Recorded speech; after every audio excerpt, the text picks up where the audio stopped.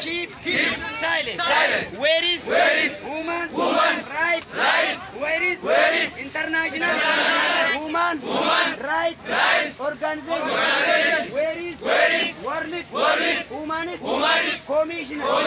Where is United Nations Agent Commissioner for Refugee Aden? Where is United Nations Agent Commissioner for Refugee Yemen Aden? Where is United Nations Agent Commissioner for